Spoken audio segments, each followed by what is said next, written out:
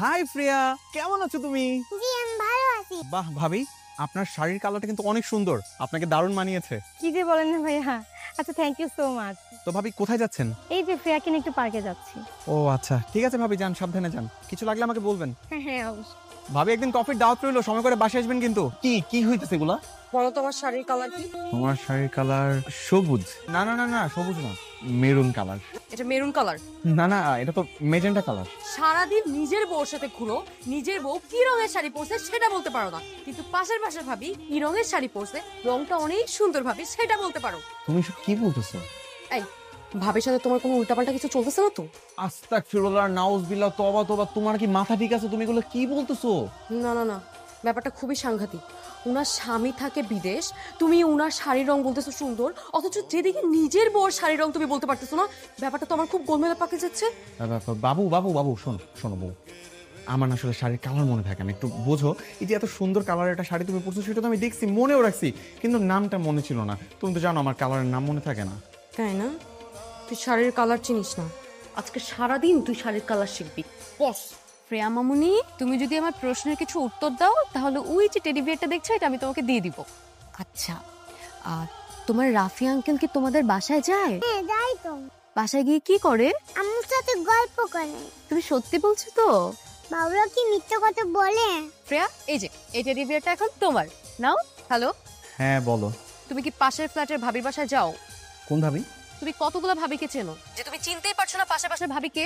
আল্লাহ cheesy, কি বলতেছো তুমি এইসব? আমি কেন কোনো ভাবির বাসায় যাবো? পাশের বাসার শিলা ভাবিকে তুমি চেনো না, যার স্বামী বিদেশ থাকে, তার বাসায় তুমি যাও না? আল্লাহর কসম, আমি কোনোদিনও তার বাসায় যাই নাই। তাহলে কি প্রিয়া মিথ্যা কথা বলছে? না না আমি তো মিথ্যে কথা বলি না। ও আচ্ছা আচ্ছা, আমার মনে পড়ছে। তোমার মনে আছে ভাবি যেদিন প্রথম এই বাসায় এসে উঠলো, তখন আমার পরিচিত হতে তার বাসায় গেলাম, তুমি তো আমার সাথেই ছিলা। আর ও তো ছোট মানুষ, ওর বোধহয় এগুলো কিছু মনে নাই। তুই আয় আজকে শুধু বাসায়, তোর খবর আছে। আর তিশা শোনো, এরকম কিছু করিনি তিশা। হ্যালো,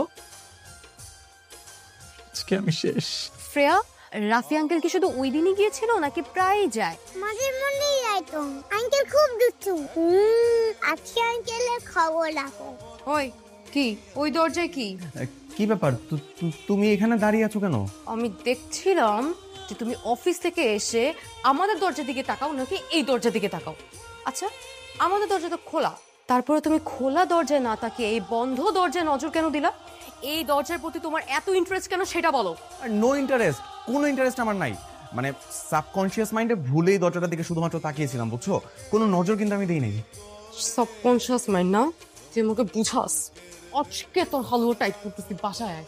মা মা তিশা, তিশা শোনো না, আমি কিন্তু আসলে কিছু দেখি না, ভুলে একটু তো চোখ যাইতে পারে, মানুষ না আমরা, বলো কি করতেছো? কথা তো শোনো, খাবার পলিথিনে কেন ঢুকাই যাচ্ছো?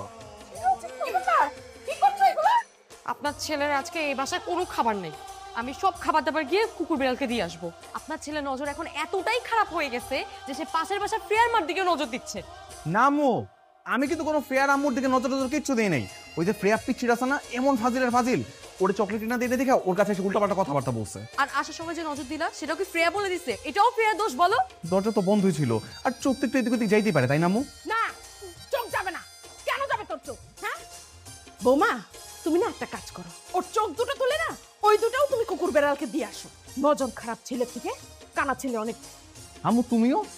আজকে তোমার এই বাসায় কোনো খাবার নাই, না কিচেনে না ফ্রিজে, কোথাও না। আজকে তুমি সারা রাত না খেয়ে থাকবা। আম্মু তিশা, সরো।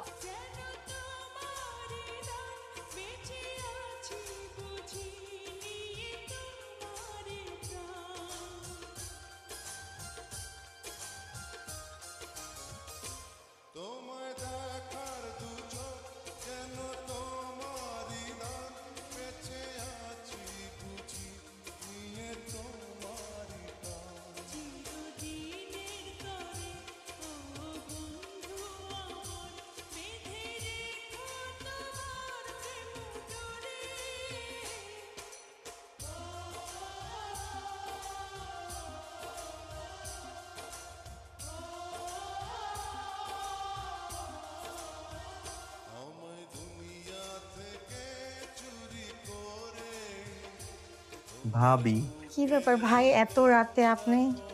আসলে ভাবে আপনার বাসায় কি কিছু খাবার হবে? মানে? মানে হচ্ছে কি, প্রচন্ড খিদে পাইছে, এদিকে ঘরে যত খাবার রান্না করেছিল সবকিছু তিশা ফেলে দিছে, ফ্রিজেও কোনো খাবার নাই। যদি কিছু খাবার আপনার বাসায় হতো আর কি। ও আচ্ছা, বুঝেছি।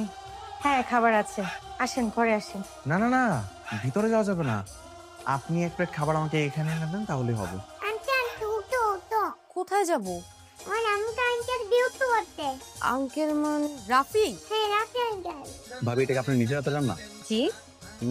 ভাবি, আপনার রান্না এত মজা, মানে আমার কাছে মনে হচ্ছে আমি জীবনে এত মজার খাবার খাইনি। আমার ঘরে কেউ এত ভালো রান্না বান্না করতে পারে না। আমি যদি পারতাম প্রত্যেকদিন একবেলা করে হলো আপনার ঘরে আপনার হাতে রান্না খাইতে আসতাম।